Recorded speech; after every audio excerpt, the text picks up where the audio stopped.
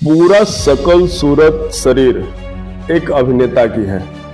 ये कांटों भरा राह नेता बनने को क्यों चुना आपने? मेरे ख्याल से अगर सारे कैंडिडेट का अगर मिला लीजिए तो मेरे ख्याल से 5 से 6 करोड़ रुपए इस चेयरमैन बनने में लोगों ने खर्च किया। इस चुनाव में हमने देखा, गरीब तो छोड़ दीजिए, अच्छे अच्छे व्यक्ति भी पैसे लेने के लिए ललायत थे। अनुभूति श्रीवास्तव शायद कार्यपालक अधिकारी थे, मैं सही हूँ?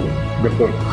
और पूरा एक फहरिस्त आती है उनके घोटालों की, और आप भी उस समय सभापति थे। टीसी मतलब? टीसी मतलब कमीशन होता है। अच्छा, कि जब जमीन का नेचर तालाब का है तो आप उसमें कॉम्प्लेक्स कैसे प्रस्तावित किए? और आज के डेट में टीसी शहर के विकास को खोखला कर दिया है भीतर से। तो ऐसे में जनेंद्र आर्य को क्या जरूरत पड़ी कि यहाँ से उन्हें बुद्धि और पूंजी का पलायन करना पड़ा?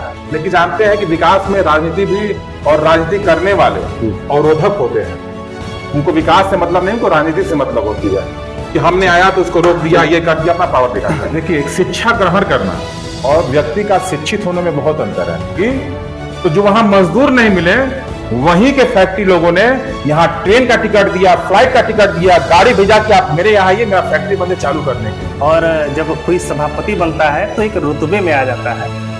क्या उस पद की रुतबा है? अगर कोई भी एक बंदा यहाँ बिहार में और भभुआ में बोल दे कि जॉनी ने जाति और धर्म देख के काम किया है, मैं राजनीति करना छोड़ दूंगा। अब मीठा के लिए वो बना दूंगा, खाना के ये बना दूंगा, साउथ इंडियन के वो बना दूंगा। तो जनमानस और जनता के लिए आपको ये विचार ही नहीं आता है कि शौचालय के लिए इतना टूटी फूटी स्थिति है, उसको हम कैसे करें। अब 1 हफ्ते पहले मैं खुद गया था कार्यपालक अधिकारी से मिलने, उनसे बातें की। उन्होंने भी नगर पालिका के जनप्रतिनिधियों के समस्याओं को बताया कि मैं काम नहीं कर पा रहा हूँ इन जनप्रतिनिधियों के कारण, यहाँ के चेयरमैन के कारण। एकता चौक के तालाब में अपना है, वो समस्या तब तक खत्म नहीं होगी जब तक मेन रोड का जो नाला वो इतना बेतरतीब तरीके से बना है, कोई लेवल नहीं है, कहीं ऊंचा है, कहीं खाल है, कहीं खाल है।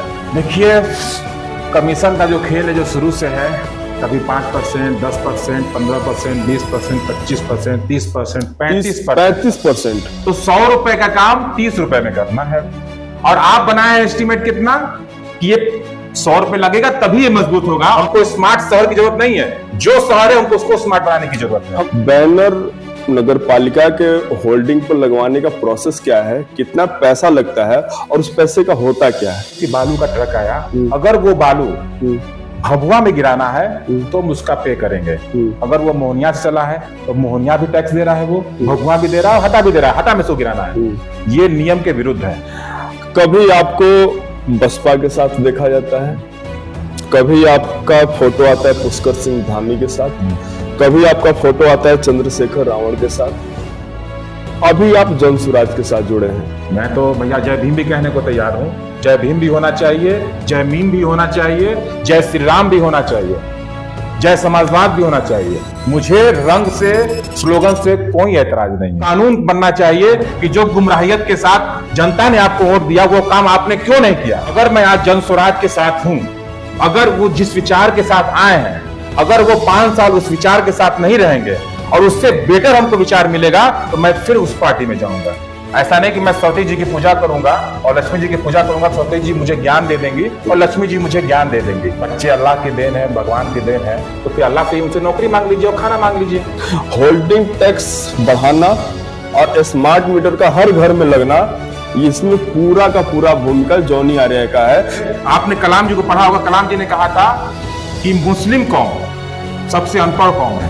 खैर, हमको तो नहीं मालूम था कि हम इतने पावरफुल और ताकतवर हैं कि हम भभुआ के लिए लेटर निकाले और पूरे बिहार में लगने लगा। तो सरकार ने जवाब दिया कि आपके यहाँ तो 20 साल से टैक्स ही नहीं बढ़ा हुआ है, हम बढ़ाएंगे, टैक्स कुछ भी करिए। तो देखो भैया, पैसा दे ली, भभुआ कर देगा, बहुत बढ़िया है। देखिए, पैसा लिए आप काम किए तो बहुत बढ़िया है। अगर चुल्लू भर पानी में मन किया हमको नाक डुबाकर मरने का, और राजेंद्र सरोवर के पास हम बैठे हैं, वो भी पानी नहीं है कि हम नाक डुबाकर मर पाए। नगर परिषद में आए दिनों सभापति और वार्ड पार्षदों के बीच विवाद होता रहा। जिस तरह से शहर का रेडियस बढ़ता जा रहा है, आबादी बढ़ती जा रही है, क्या आपको नहीं लगता कि शहर बसाने से पहले एक नगर परिषद को एक अच्छी प्लानिंग करनी चाहिए? पत्रांक संख्या 2023/2568। डीएम साहब पत्र लिखते हैं एसडीएम को, और प्रसंग पत्रांक है 1265। लड़ेगा तो गाली सुनेगा और पिटाई होगी उसकी। ये बहुत बड़ी समस्या है। समय क्या किसी के लिए रुकता है क्या? न हमारे लिए न आपके लिए। समय रुकेगा भी नहीं और रुका भी नहीं। एक लड़का है, घर में बात होती है कि कलेक्टर बनेगा, डॉक्टर बनेगा, इंजीनियर बनेगा, लेकिन बाल मन विरोध कर रहा है इन बातों का। विरोध इसलिए कर रहा है कि लड़के की नियति में बनना कुछ और लिखा है। लड़का शकल और सूरत से तो अभिनेता दिखता है, लेकिन बन जाता है नेता। नेता ऐसा कि सड़कों पे निकल जाता है, आरोप लगते हैं, नगर परिषद का चुनाव लड़ता है, जीतता है, सभापति बनता है, लेकिन राह इतना आसान नहीं है। कार्यकाल कांटों से भरा रहा है। कभी भ्रष्टाचार के आरोप लगते हैं, कभी गबन के आरोप लगते हैं, कभी यह भी कहानी आती है कि पूर्व सभापति मारने का प्लान बना रहे हैं, षड्यंत्र करते हैं। नेता मीडिया को बुलाता है, गुहार लगाता है मुख्यमंत्री से और कहता है कि पूर्व सभापति के से हमें खतरा है, जान को हमें बचा लीजिए। लेकिन जनता सब चीजों को देख रही थी। चुनाव पुनः आता है, नेता फिर अपनी दावेदारी करते हैं और दावेदारी में मिलती है हार। विरोधियों को फिर एक मसौरा मिल जाता है, फिर चुहलबाजी और फिर बातें होने लगती हैं कि नेताजी दिल्ली भाग गए छोड़कर राजनीति को। लेकिन फिर तभी एक और चमत्कार होता है, नेताजी पुनः राजनीति में आते हैं, लेकिन इस बार गमछे का रंग बदल चुका है। जो पहले नीला गमछा था अब पीला गमछा हो गया है। हमारे साथ बदकही के इस चमकीले एपिसोड में उपस्थित हैं जौनेन्द्र कुमार आर्य उर्फ जॉनी। स्वागत है आपका। आपका भी, आपकी पूरी टीम का बहुत बहुत स्वागत है, धन्यवाद है। किस नाम से बुलाएं आपको, जौनेन्द्र कुमार आर्य या जॉनी या जॉनी भाई? जॉनी भाई बताएं। जॉनी भाई, चलिए ठीक है। दर्शकों, जॉनी भाई से संबोधित करेंगे हम लोग। हाइट कितनी है आपकी? 6'2" है मेरी। 6'2". पूरा शकल सूरत शरीर एक अभिनेता की है। ये कांटों भरा राह, नेता बनने को क्यों चुना आपने? देखिए, नेता का जो राह है वो कांटों भरा हम नहीं मानते हैं। अच्छा। अगर आप में जोश और जुनून है और समाज और जनता के प्रति एक लगाव है तो कोई भी, अब व्यापार ही करते हैं, व्यापार भी कांटों भरा तो कहिएगा। नौकरी करते उसमें भी कांटों भरा है कि सुबह उठना है, जाना है, बहुत जिम्मेदारी होती है। तो कोई भी राह कांटों भरा नहीं होती है अगर आपके में जज्बा और जुनून है तो। हीरो भी तो बन सकते थे, इतने हैंडसम दिखते हैं। हमारे जैसे और हमसे बेहतर बहुत सारे लोग हैं जो वहां स्ट्रगल कर रहे हैं अभिनेता के तौर पे, और हम यहाँ पे जनता के प्रति स्ट्रगल कर रहे हैं। तो सबकी अलग अलग सोच है, सबको पर्सनालिटी दिया हुआ है भगवान ऊपर वाले ने, लेकिन लोग अलग अलग फील्ड में जाते हैं। अगर सारे लोग अच्छे पर्सनालिटी वाले अभिनेता ही बन जाएंगे तो फिर और लोग क्या करेंगे?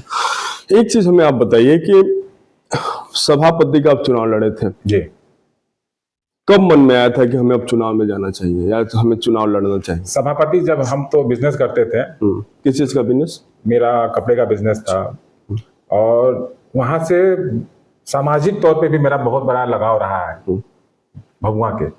तो जब लोग आते थे तो उनसे जब बातचीत होती थी, वार्तालाप होती थी, तो उन लोगों ने कहा कि नहीं, आप जैसे लोगों को भी राजनीति में आने की जरूरत है। तो उन्होंने, जनता ने जब हमें पंच किया तो मेरा भी लगा कि मैं राजनीति में आऊं, एक बार ट्राई करते हैं। एक और सवाल करें आपसे? बढ़िया, बिल्कुल बिल्कुल।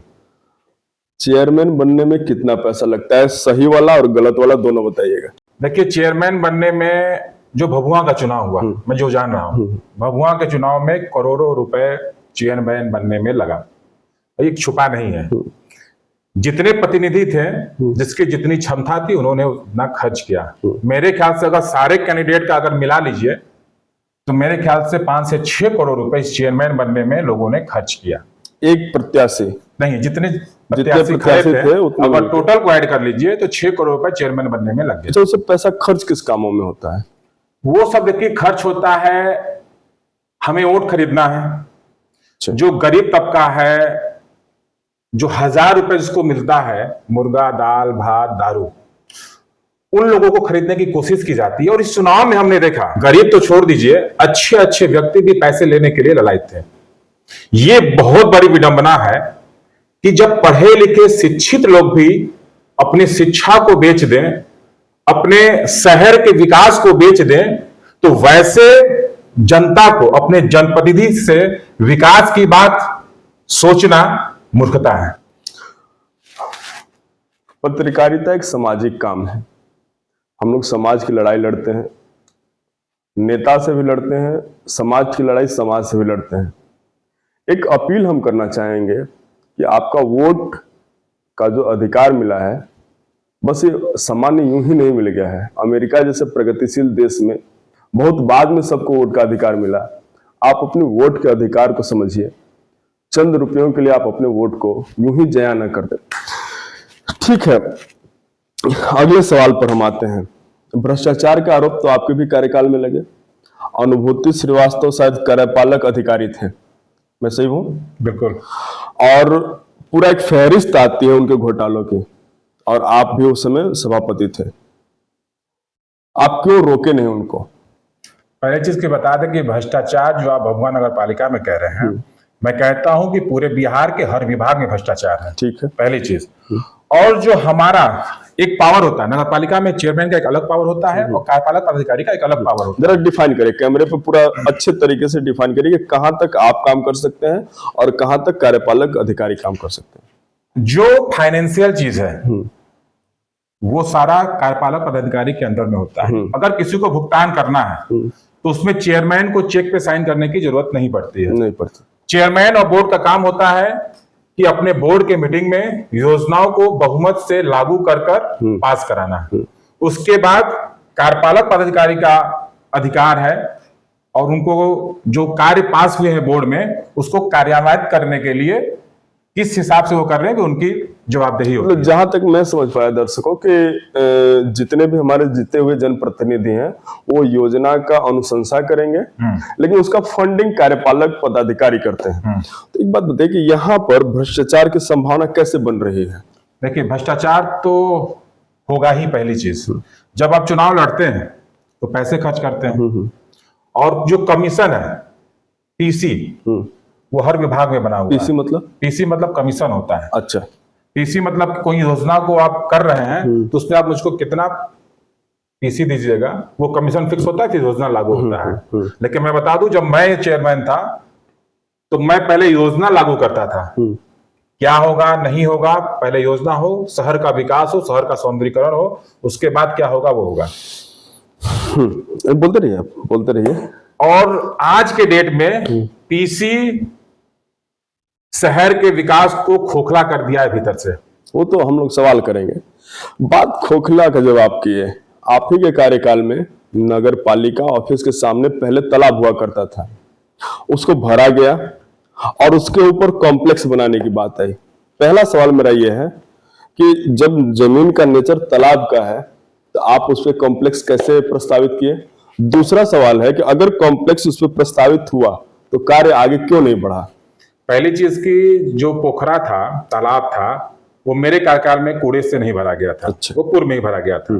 दूसरी चीज कहे, आपने जो कॉम्प्लेक्स बनाने की बात, मैंने कभी तालाब के ऊपर कॉम्प्लेक्स बनाने की बात नहीं की।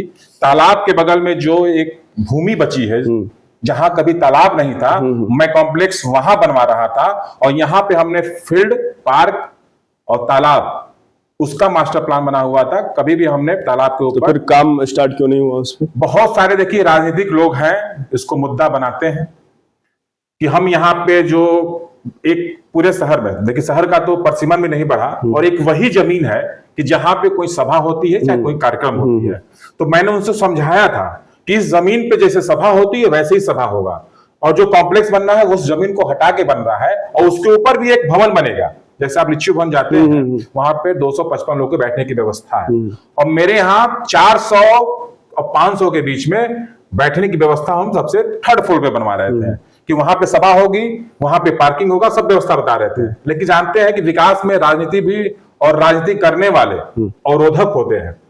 उनको विकास से मतलब नहीं, उनको राजनीति से मतलब होती है कि हमने आया तो उसको रोक दिया, ये कर दिया, अपना पावर दिखाता है। शौक है कोई?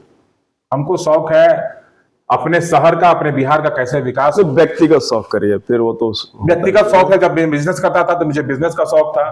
और देखते हैं? हाँ, फिल्म भी देखते हैं। कौन सा? फिल्म में बहुत सारी आती है। लास्ट फिल्म कब देखे थे आप? लास्ट फिल्म हमने अभी 3 महीने पहले ही देखा। कौन सा? अभी हमने देखा कल की देखा है। कल की ठीक है, अच्छी मूवी। प्रभास की? अपूर्व प्रभास की।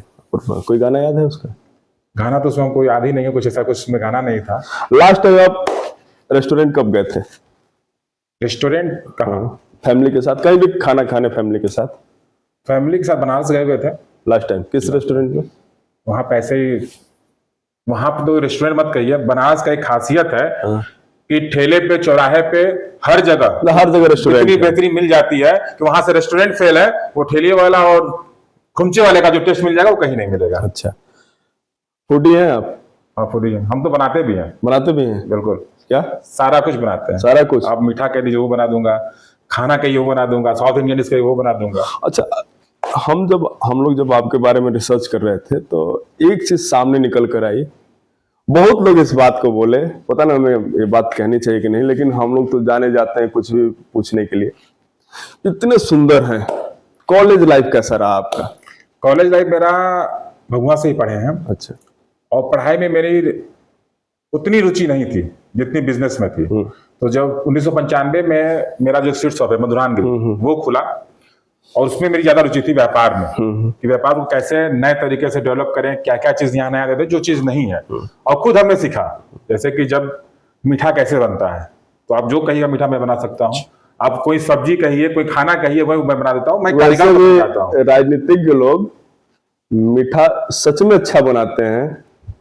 किस रंग को किस रंग में बदलना है, किस मिठाई के ऊपर कौन से रंग चलानी है, और लोगों को कितना मीठा देना है, बढ़िया से जानते हैं निश्चित तौर पे। और प्रश्नों का सिलसिला काफी गजब रहा और बहुत मजा आ रहा है यह इंटरव्यू को लेकर। और इसी के साथ हम लोग आगे बढ़ते हुए कुछ प्रश्नों की कड़ी और जॉनी भाई पर डालेंगे, और इसी के साथ कुछ निजी प्रश्न मैं पूछना चाहूंगा इनसे कि इनका एजुकेशनल बैकग्राउंड क्या रहा है सर आपका? मेरा एजुकेशन ग्रेजुएशन किए हुए हैं, यहीं से किया हुआ है, और उसके आगे पढ़ाई हमने की नहीं ग्रेजुएशन के बाद। क्योंकि पढ़ाई, देखिए, एक शिक्षा ग्रहण करना और व्यक्ति का शिक्षित होने में बहुत अंतर है। आदमी, बहुत सारे लोगों को देखिएगा, शिक्षा ग्रहण करने के बाद समाज से, अपने संस्कार से बहुत दूर हो जाते हैं। तो मुझे तो ये लगता है कि आप फर्स्ट पास हैं कि सेकंड पास हैं, पहले व्यक्ति को शिक्षित होना चाहिए अपने समाज के प्रति, अपने परिवार के प्रति, अपने गुरु के प्रति, अपने गार्जियन के प्रति। जो आपकी जिम्मेदारी है, जो जवाबदेही है, वो असली शिक्षित होना है। उसके बाद आप शिक्षा ग्रहण करते हैं, वो एक अलग पार्ट है। सर, एक प्रश्न मेरा रहेगा कि अभी कुछ दिनों से देखा जा रहा है कि आप जन स्वराज के साथ नजर आ रहे हैं, और ऐसे में एक विजन है जन स्वराज का पलायन को लेकर। और ऐसे में आप जैसा कि आपने बताया कि आप बिजनेस भी करते हैं, तो ऐसे में जनेंद्र आर्य को क्या जरूरत पड़ी कि यहां से उन्हें बुद्धि और पूंजी का पलायन करना पड़ा? देखिए, पहले चीज कि जिस तरह जब हम पहली बार जनप्रतिनिधि के तौर पे चेयरमैन बने थे, तो जिस सोच के साथ हम आए थे कि बिहार का भगवा कैसे विकास हो, तो वैसा कोई प्लेटफॉर्म किसी पार्टी में नहीं दिखा था, कोई ऑप्शन में नहीं था। लेकिन जैसे ही ऑप्शन में आया एक नई पार्टी जन स्वराज, ये लगा कि ये हमारे बिहार का, हमारे शहर का विकास करेगा। उस थॉट के साथ आपने पूछा पलायन, मैं दो चीज सारी बता देता हूं कि यहां से जो पलायन मजदूरों का हुआ है बहुत ज्यादा संख्या में। आपको बता दें, जब कोरोना का कार्यकाल था तो सारे मजदूरों को जो फैक्ट्री को चला रहे थे अपने जीत और मेहनत और खून और पसीने से, वहां के मालिकों ने उनको लावारिस छोड़ दिया कि आप यहां से भागो बिहार, जहां जाना, जैसे जाना है तुम जाओ। ये बहुत बड़ी विडंबना है। कोरोना का कार्यकाल जैसे खत्म हुआ, यहां पे लोग थे, जब वो फैक्ट्री खुलने लगी तो जो वहां मजदूर नहीं मिले, वहीं के फैक्ट्री लोगों ने यहां ट्रेन का टिकट दिया, फ्लाइट का टिकट दिया, गाड़ी भेजा कि आप मेरे यहां आइए, मेरा फैक्ट्री बंद चालू करने के लिए। यह बहुत बड़ी विडंबना है, और उन लोगों को सम्मान के साथ बुलाया। कोरोना में हम जानते हैं कि जितने स्टेट में बिहार के मजदूर, तो लगभग कहते हैं कि हर स्टेट में है, अगर उन सारे मजदूरों को बिहार में अगर ला दिया जाए, एक भी मजदूर कहीं काम ना करें, तो मैं आपको लिखित देता हूं कितनी फैक्ट्रियां बंद हो जाएंगी। और तो और छोड़ दीजिए, मैं कहता हूं कि भारत का जीडीपी गिर जाएगा, अर्थव्यवस्था पे इसका चोट पड़ेगा। ये है बिहार के मजदूरों की ताकत, ये बिहार के बुद्धि की ताकत है। ये ऐसे में आप पूर्व सभापति भी रहे हैं, और जब कोई सभापति बनता है तो एक रुतबे में आ जाता है। क्या उस पद की रुतबा है, थोड़ा बताएं। पद का कोई रुतबा नहीं है। जब आदमी को पद मिलने के बाद, पैसे मिलने के बाद अहंकार आता है, घमंड होता है, वो इंसान पे डिपेंड करता है। और जब भी हम सभापति रहे हैं तो वैसे रुतबे के साथ वैसे घमंड और अहंकार के साथ मैं नहीं रहा हूं। मैं निजी जीवन में भी जो हमारे बच्चे हैं, बुजुर्ग हैं, वो किसी भी जाति धर्म के से हैं, सबके लिए हमने काम किया है। अगर कोई भभुआ में मेरे कार्यकाल में, वो किसी भी समाज का हो, अगर मेरे पास आया तो उसका समस्या का समाधान हमने सोशल मीडिया से भी किया है और उनको बाइज्जत बैठाया है, उनकी समस्याओं को सुना और जहां तक मेरी क्षमता होती थी उनकी समस्याओं का निवारण किया है। अगर कोई भी एक बंदा यहाँ बिहार में भभुआ में बोल दे कि जॉनी ने जाति और धर्म देख के काम किया है, मैं राजनीति करना छोड़ दूंगा। जी बिल्कुल। आप ही के कार्यकाल में एक आपके द्वारा कार्य कराया गया था, नगर में चारों तरफ शौचालय और टॉयलेट का निर्माण, और ऐसे में आज उसकी स्थिति काफी जर्जर हो गई है। क्या कहना चाहेंगे आप इस पर? देखिए, सोच सोच की चीज है। अगर आप कोई मकान बनाते हैं और उसकी देखभाल नहीं करते हैं तो वहां कहीं जंग लगेगा, जाल मकड़ा लगेगा, तहस नहस होगा, पानी लगेगा, जर्जर होगा। तो जो चीज हमने बनाई थी कि जब मेरा कार्यकाल हटा, मैं नहीं हूं, तो उसकी जिम्मेदारी बनती है कि जो जो यहाँ पे शौचालय बना हुआ है, पार्क बने हुए हैं, उनका सौंदर्यीकरण, उनका मेंटेनेंस कैसे किया जाए। तो जब आपको इतना बुद्धि और विवेक ही नहीं है कि जो चीज बना हुआ है उसको हम, और वो सुविधाएं मेरे लिए नहीं थी, वो सुविधाएं हमने जनमानस के लिए, यहाँ की जनता के लिए की थी। तो जनमानस और जनता के लिए आपको ये विचार ही नहीं आता है कि शौचालय के लिए इतना टूटी फूटी स्थिति है, उसको हम कैसे करें जी। तो ये तो जो, लेकिन एक सवाल यहाँ पर हमारा ये है कि आप भी तो आवाज उठा सकते हैं, भाई ये चीज सरकार की है, इसमें पैसे लगे हुए हैं, जनता की सहूलियत के हैं, तो आप भी तो आवाज, आप भी तो सड़क पर उतर सकते हैं। देखिए, बता रहे सड़क पर उतरना एक राजनीति है। अगर हमको काम करवाना है तो हम बहुत बड़ा आंदोलन करके, रोड जाम करके, जनता को परेशान करके ये दिखाने की कोशिश करेंगे कि मैं आपका बहुत बड़ा हितैषी हूं जनता को। मैं देखिए आवाज उठाया, आवाज उठाना और कार्य, उस समस्याओं को, निवारणों को खत्म करना, दोनों में अंतर है। मैं वैसी राजनीति पे विश्वास नहीं करता हूं। मेरा विश्वास है कि अगर कुछ खराबी है तो मैं डायरेक्ट जाऊंगा, कार्यपालक पदाधिकारी से मिलूंगा या वहां के डीएम से मिलूंगा। अब एक हफ्ते पहले मैं खुद गया था कार्यपालक पदाधिकारी से मिलने, उनसे बातें की। उन्होंने भी नगरपालिका के जनप्रतिनिधियों के समस्याओं को बताया कि मैं काम नहीं कर पा रहा हूं इन जनप्रतिनिधियों के कारण, यहाँ के चेयरमैन के कारण। जो पीसी और कमीशन का जो खेल होता है, जो पैसे का बंटवारा होता है, यहाँ पे अभी नौकरी लग रहा है, मैं बता रहा हूं, जो अभी बहाली निकल रहा है उसमें लोगों से पैसे मांगे जा रहे हैं। जी बिल्कुल। कल तो ये अवरोधक है। कल आप एकता चौक पर गए थे? हाँ, गए थे। कल पूरी झमाझम बारिश हुई, एकता चौक के तालाब में आप नहाए? बिल्कुल, अब बताते हैं। कल एकता चौक ही नहीं था, कल जो बारिश हुई है, एकता चौक चली जाइए, वार्ड 15 से लेकर चौक बाजार तक पानी लगा हुआ था। ये पहली बार हुआ कि वार्ड 15 और 14 पूरा साइड में पानी लगा हुआ है। एकता चौक की बात कर लीजिए, जब मैं पहली बार आया किसी की हिम्मत नहीं थी कि एकता चौक के रोड को खनवा के, जो नाला था, जो पुलिया है, छुटकी पुल कहा जाता था, बिल्कुल, बिल्कुल। उस पुलिया को मैंने तोड़वा के उसकी सफाई करवाई थी। और आपको याद है, एकता चौक के जो नाले की व्यवस्था, उसके लिए जब मैं पहली बार बना था तो मैं ह्यूम पाइप का एजेंडा लेके पटना गया था, लेकिन वहां उन्होंने नकार दिया।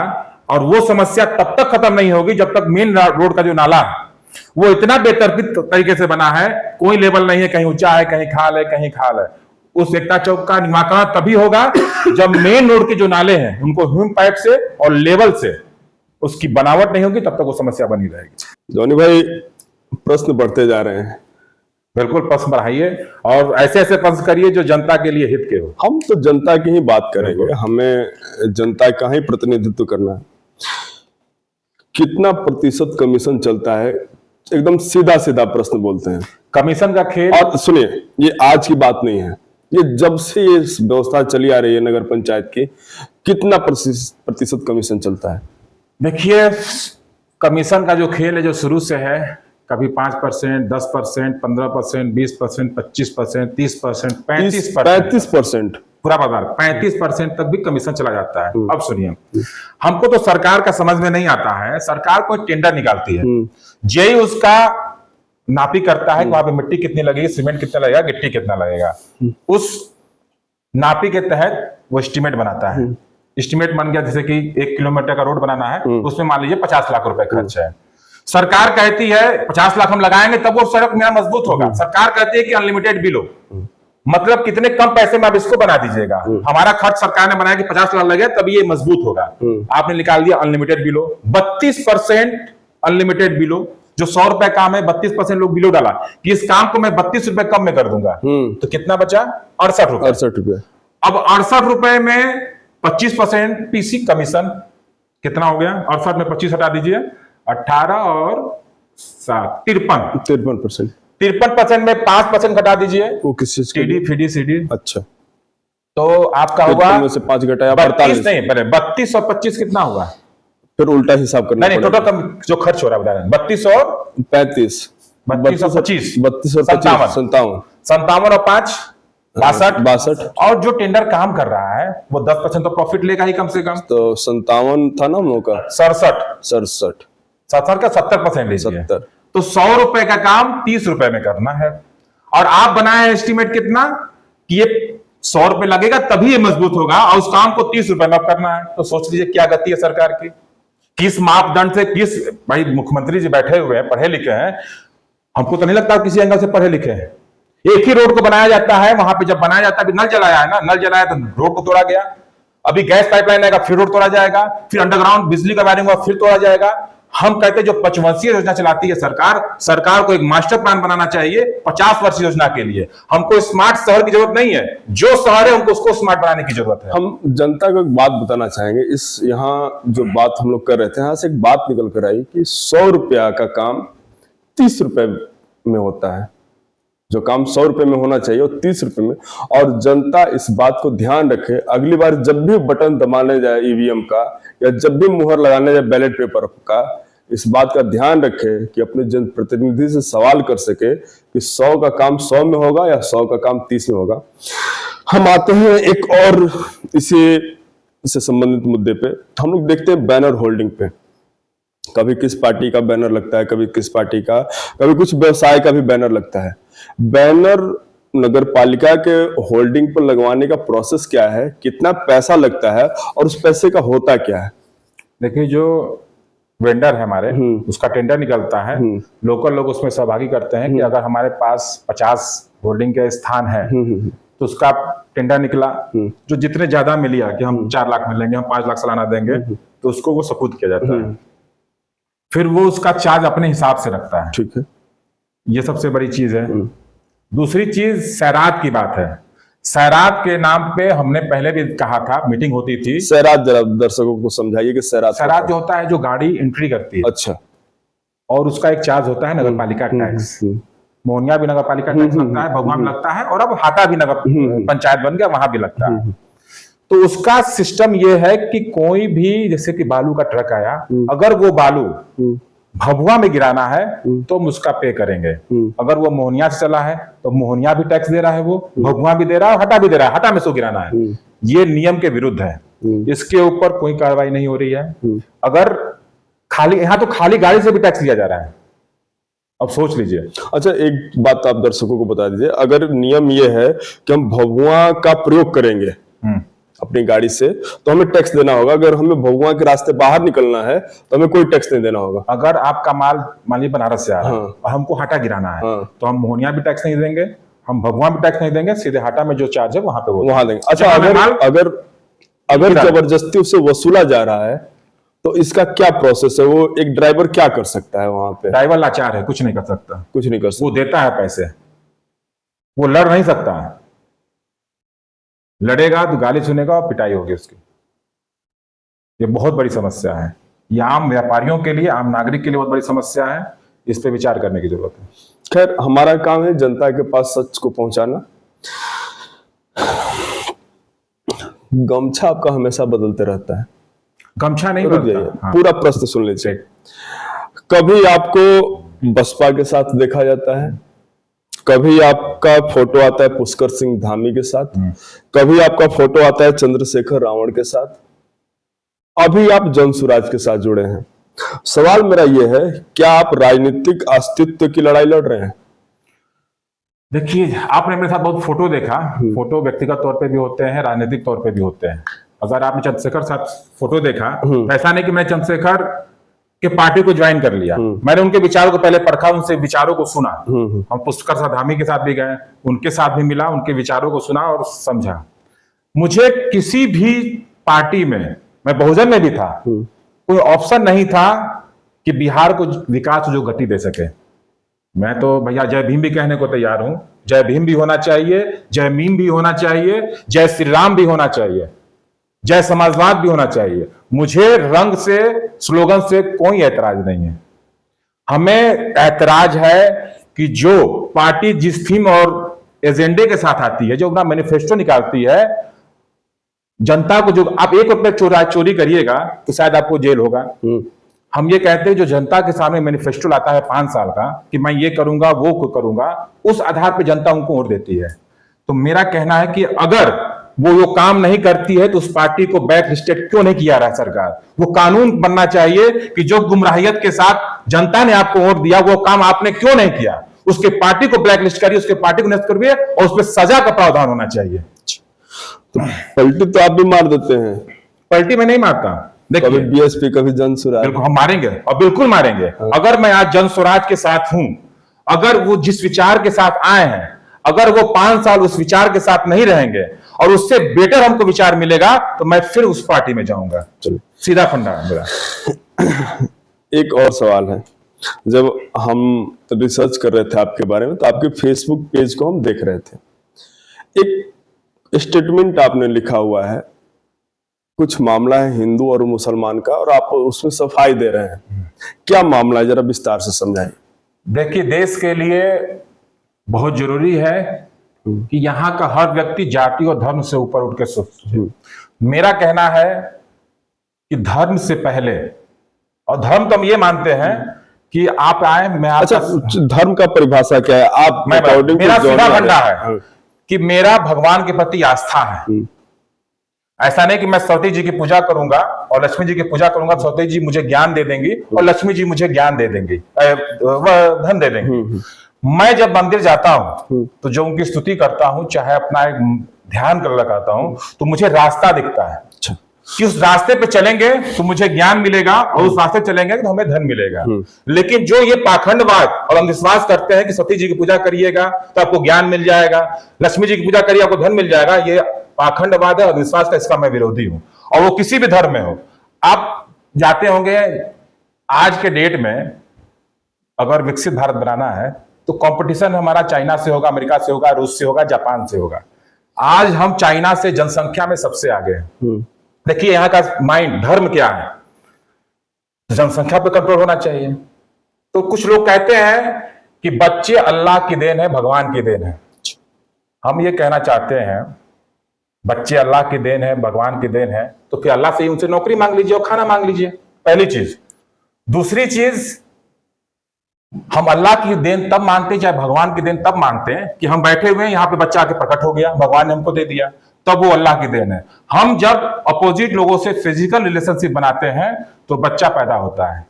हम जब खेती करते हैं तो वो गेहूं आता है और अपना पेट भरते हैं, तो फिर भैया गेहूं भी तो मिल रहा है, आप ही पैदा कर रहे हैं, बच्चा आप ही पैदा करें, तो खाइए खाना। अल्लाह कहेंगे कि रुक जाओ, भगवान कहेंगे रुक जाओ, तो आप पेट फट जाएगा, तब आप रुकिए ना। आपका पेट भरा, आपने रोक दिया, क्योंकि आप जानते हैं कि मेरा पेट भरा, आप उससे हम खाना नहीं खा सकते, खाएंगे तो उल्टी होगी, बीमारी होगी, रोग होगा। नहीं, हमको बोलने दीजिए। बोल रहे तो बच्चा जब हो रहा है तो आप अल्लाह की देन और भगवान की देन माने तो उनसे खाना मांगेगा ना। ये जो सोच है, ये शिक्षा दी जा रही है कि अपने को जो ये कटुता भरी जा रही है। आपने कलाम जी को पढ़ा होगा, कलाम जी ने कहा था कि मुस्लिम कौम सबसे अनपढ़ कौम है, शिक्षा के क्षेत्र में सबसे पिछले पायदान में है। उन्होंने कहा था कि सारे मदरसों को बंद करना चाहिए। ये मेरा स्टेटमेंट नहीं है, अब्दुल कलाम साहब। एक चीज हमें और मैं बता देते हैं, अभी जो धर्म का चोला बनाया गया है, अभी योगी जी ने एक चलाया था कि नाम प्लेट बदल दीजिए, ये जो नेम प्लेट है बदल दीजिए, जो आपका ओरिजिनल है नाम बदलिए। तो उस समय मौलवी लोग कहां थे? हमारा कहना है कि आप कहते हैं कि हम सजदा करेंगे अल्लाह के सामने, ठीक है, तो हम ये कह रहे हैं अल्लाह के सामने करेंगे तो वहां पे वैसो ढाबा लिखने करने की क्या जरूरत है? आप क्यों गुमराह कर रहे हैं? तो वहां पे तुमको फतवा जारी होना चाहिए कि हम अल्लाह के नाम पे मिलेंगे तो हमको खाना नहीं मिलेगा, लेकिन वैसो ढाबा और शिव शंकर ढाबा के नाम पे करेंगे तो हमको खाना मिलेगा। तो ये जो धार्मिक उन्माद फैलाया जा रहा है, जातिगत उन्माद फैलाया जा रहा है, आप मीम और दलित और मुस्लिम को एक कर रहे हैं। आपके जामिया इस्लामिया में आज तक दलित को केस चल रहा है, उनका आरक्षण खत्म किया गया, क्यों नहीं दिया आरक्षण? आपका वक्फ बोर्ड की जमीन है, 9 लाख से ऊपर ज्यादा एकड़ की जमीन है, उसमें किसका अधिकार है? किस आम मुस्लिम को उससे फायदा हो रहा है? जो गरीब तबका मुस्लिम, उससे क्या उसको मिल रहा है? उस पर वो खेती कर रहा है, उस पर उसके लिए मकान बनाया जा रहा है। इतने दलित और गरीब, उस वक्फ बोर्ड की जमीन पे दलित और गरीब के लिए मकान बना दिया जाए, शिक्षा के लिए बना दिया जाए। उस जमीन का पूंजीपति मुस्लिम जो है उसका दोहन कर रहे हैं, उसका फायदा ले रहे हैं और इसको धार्मिक उन्माद बनाया जा रहा है कि 9 लाख एकड़ जमीन, ये कांग्रेस का जो तुष्टीकरण है, जो बांटने की राजनीति किया है, ये बहुत ही सरासर गलत है। ये देश को खोखला कर रहा है। भारत का जब बंटवारा हुआ, जब भारत हमारा अखंड भारत था, भारत बांग्लादेश और पाकिस्तान उसमें नहीं था, तो यहीं के मुस्लिम थे और यहीं के हिंदू थे, भाईचारे के साथ रहते थे और उसी भाईचारे में बंटवारा हुआ पाकिस्तान का। चलिए ठीक है, उसी बंटवारा में हुआ बांग्लादेश का बंटवारा। एक सवाल हमारा यहाँ पे छोटा सा आ गया, किसी भी धर्म को या किसी भी जाति में बच्चा पैदा होने से जॉनी आर्या को क्या समस्या है? हमको नहीं समस्या है, इस देश को, इस समाज को और आने वाली पीढ़ी को समस्या क्या है। समस्या बताइए? नौकरी की समस्या। हम अगर मेरी औकात है कि हम अपने बच्चे को सही शिक्षा दे सके, सही संस्कार दे सके, तो आप 20 बच्चे को दे दीजिएगा। आपको खाने के लिए नहीं है, आप रोटी उसको ढंग से खिला नहीं पा रहे, उसके तन पे कपड़ा नहीं है, तो 10 बच्चे को कहां से खिला पाइएगा? हमको ये बता दीजिए। इसके लिए सरकार को सोचना चाहिए। सरकार राजनीति करती है, जिस समय इस एजेंडो को लाएगी तो राजनीति होगा इस पे। चलिए अब आते हैं सरकार विकास नहीं करती। और सुन लीजिए, दोषी जनता है, सरकार नहीं है।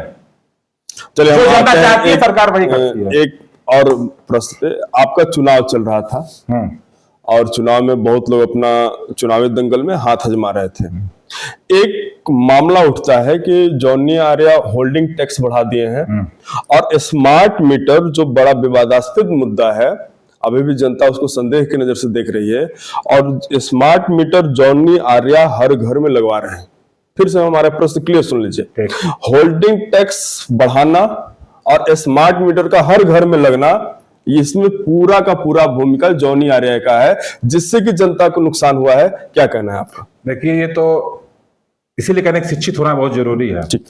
जो चेयरमैन बने हैं और जितने चेयरमैन के प्रतिनिधि थे, उन्होंने कहा कि जॉनी आर्या ने यहाँ पे स्मार्ट मीटर लगा दिया। खैर, हमको तो नहीं मालूम था कि हम इतने पावरफुल और ताकतवर हैं कि हम भभुआ के लिए लेटर निकाले और पूरे बिहार में लगने लगा। तो नीतीश कुमार की जरूरत ही नहीं है। बिजली विभाग का नगर पालिका से कोई कनेक्शन नहीं है। पहली चीज, स्मार्ट मीटर जब लग रहा था तो जॉनी के सिग्नेचर से बिजली विभाग नहीं चलता। नगर पालिका में बिजली विभाग का पेमेंट नहीं होता। नगर पालिका बिजली सुधार नहीं करती, उसके लिए बिजली विभाग बना हुआ है, हर चीज का विभाग बटा हुआ है, ब्लॉक बना हुआ है, बिजली विभाग बना हुआ है, बैंक बना हुआ है। तो ये तो सोचने की शिक्षित, इसीलिए शिक्षा जरूरी है कि अगर जॉनी आर्या के कलम से भभुआ में क्या पूरे बिहार में लग गया, तो आप बने हैं चेयरमैन, लिख दीजिए, तो आपके कलम से तो भी हट भी जाना चाहिए। अच्छा, पहली चीज होल्डिंग टैक्स पे आ जाइए। पहले ये बताइए कि होल्डिंग टैक्स होता है? होल्डिंग टैक्स होता है कि जो आपका शहर में नगर परिषद के अंदर भी जो भी मकाने हैं, बिल्डिंग है, और जो आपके मॉल है, दुकान है, उसका एक चार्ज लगता है सालाना के तौर पे। कौन लेता है उसको? नगर पालिका लेता है। क्या करती है उस पैसे? उससे जो योजनाएं होती हैं शहर के विकास और सौंदर्यीकरण के लिए, उस पर खर्च होता है। चलिए अब बताइए कि आप क्यों बढ़ाए थे उसको? भैया, मैं तो कह ही रहा हूं कि सारे पावर चेयरमैन के अंदर में नहीं होती है। अगर हमारा चेयरमैन पावर है तो हम अनलिमिटेड बिलो नहीं करेंगे, हम कहेंगे 100% पे होना चाहिए, कोई बिलो नहीं होगा। ये पावर मेरा नहीं है। टैक्स बढ़ाना, टैक्स का संशोधन करना, हम यहां से भेजेंगे कि नहीं टैक्स मत बढ़ाइए इतना, लेकिन उसको संशोधन करना सरकार का काम है। हमने लेटर लिखा हुआ था कि टैक्स नहीं बढ़ना चाहिए, तो सरकार ने जवाब दिया कि आपके यहाँ तो 20 साल से टैक्स ही नहीं बढ़ा हुआ है, हम बढ़ाएंगे, आप चाहे कुछ भी करिए। आप आंदोलन क्यों नहीं किए? आंदोलन हुआ था आंदोलन चुनाव के समय भी हुआ था, उससे पहले भी हुआ था, और हम माननीय नीतीश कुमार जी से भी मिलने गए थे, उसको हमने सोशल मीडिया पे डाला था, उनको बाकायदा लेटर दिया था। और अगर जनता को गुमराह किया गया है तो मैं कहता हूं कि अगर चेयरमैन का इतना पावर है कि अपने कलम से होल्डिंग टैक्स बढ़ सकता है, तो चेयरमैन के पावर से होल्डिंग टैक्स घट भी सकता है। तो क्यों नहीं घटा दिए आप तो कहे थे चुनाव के समय कि मैं आऊंगा तो होल्डिंग टैक्स घटा दूंगा, मैं आऊंगा तो स्मार्ट मीटर हटा दूंगा। कहां गया वो जुमला? आपने जनता को गुमराह किया था, मूर्ख बनाया था, और जनता अशिक्षित है, उनके बहकावे में आ गई और वो जनता आज भोग रही है। चलिए एक और सवाल मेरा है, देखिए किसी भी शहर का विकास एक आदमी के बस की बात नहीं है और 5 साल में नहीं होगा। एक रोड मैप की जरूरत पड़ती है। आप भभुआ शहर में किसी दिशा से आप प्रवेश करिए, आपका स्वागत दुर्गंध और कूड़े से होगा। आप उधर से आइए तो हवाई अड्डा, आप चैनपुर से आइए सोरा नदी, आप भगवानपुर से आइए पटेल चौक, आप सोनहन की तरफ से आइए कुकुरनैया नदी।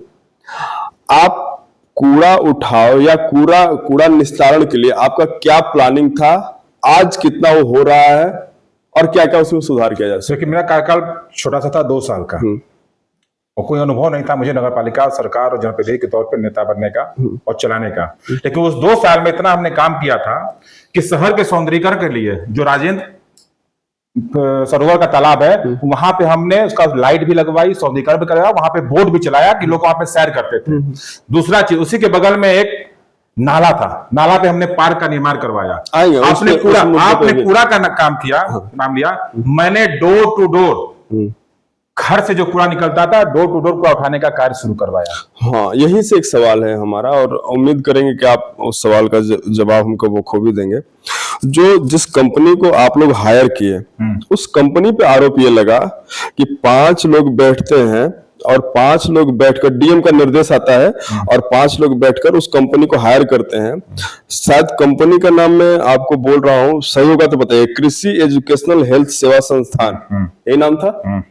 कहा यह जा रहा है कि इस कंपनी का फॉर्मेशन विवादास्पद है और उसके बाद भी कमीशन के चक्कर में जॉनी आर्या, अनुभूति श्रीवास्तव और अन्य लोग उस कंपनी को हायर करते हैं। पैसा नगर पालिका का पैसा जाता है कंपनी के पास और कंपनी से पैसा आता है इन लोगों के पास। देखिए, अगर डोर टू डोर आप किसी को दीजिए, चाहे आपको दें चाहे हमको दें, किसी को तो देना ही है, और हम किसी को भी देंगे तो वो भी कमीशन देगा। पहली चीज, ऐसा नहीं कि सिर्फ कृषि कमीशन देगा। उसमें भाग लेने वाले 4 लोग थे जब टेंडर खुला था। क्या क्या नाम था उनका, बता सकते हैं? कृषि थे, एक थे विश्वनाथ ट्रेडर्स करके थे, विश्वनाथ इंटरप्राइजेस में 3-4 थे, ऐसे ही थे, अलग अलग कंपनी जो अलग अलग जगह काम कर रहे हैं। तो ऐसा नहीं कि कृषि आएंगे तो वही पीसी देंगे, जो भी आएगा वो पीसी देगा। पहली चीज, कौन लेगा उसको? सारे लोग लेते हैं। उसमें नगर पालिका के सारे लोग, सारे जनप्रतिनिधि। आप भी लेते थे? हमको भी मिलता था। कितना बता सकते हैं कैमरे पे? देखिए, जो पीसी होता है हम बता देते हैं। 20 लाख रुपए में टेंडर अगर होता था तो 5 लाख तो कमीशन में उड़ जाता था। अब मैं ना चाहे, अगर नहीं बंद करता हूं तो लोग सरकार गिराते थे, धमकी मिलती थी और बहुत कुछ होता था। ये है अंदर का सच। दर्शकों, अनुभव के आधार पर बोल रहा हूं, और ये पूरे नहीं है, ये पूरे बिहार में हो रहा है और पूरे विभाग में हो रहा है। कोई भी अगर एक विभाग बता दीजिए, जनता से पूछिए, न किसी पदाधिकारी से पूछिए, जनप्रतिनिधि से पूछिए, जनता से पूछिए कि किस किस विभाग में कितना भ्रष्टाचार है और बिना पैसा दिए काम होता है क्या? आज तो ये होता है ईमानदारी का। देखिए आज स्वरूप कैसा बदल गया कि हमने आपको पैसा दिया, अगर आप काम कर, देखो भैया पैसा दे ली, कमवा कर देना, बहुत बढ़िया है।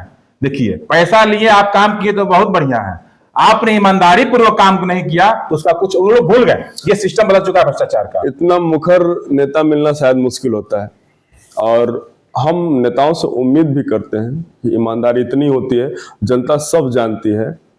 मुखरता अच्छा लगा आपको, इसके लिए हम आपका धन्यवाद करेंगे। लेकिन सवाल से आप बच नहीं सकते हैं। आप राजेंद्र सरोवर में इतना पैसा खर्च किए, आज लड़के राजेंद्र सरोवर में क्रिकेट खेलते हैं। अगर चुल्लू भर पानी में मन किया हमको नाक डुबाकर मरने का और राजेंद्र सरोवर के पास हम बैठे हैं, वो भी पानी नहीं है कि हम नाक डुबाकर मर पाए। वहां पे चले जाएगा, जब गेट में एंट्री करिएगा वहां पेयजल की व्यवस्था नहीं थी। उसके बगल में हमने बोरिंग करवा के एक टंकी लगवाया कि लोग वहां पे जाएं, सुबह टहलें तो शुद्ध पेयजल मिल जाए, वो व्यवस्था कराई थी।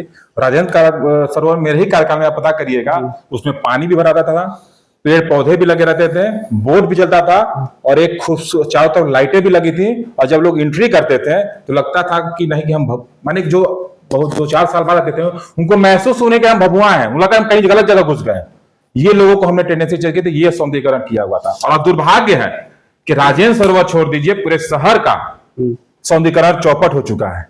जो व्यवस्थाएं हमने बनाई थी उस व्यवस्थाओं को चौपट कर दिया गया है। नगर परिषद में आए दिनों सभापति और वार्ड पार्षदों के बीच विवाद होता रहता है। देखिए, विवाद कुछ नहीं होता है, काम के प्रति का विवाद होता है, उसकी क्वालिटी के ऊपर विवाद होता है, ये पॉजिटिव चीज है।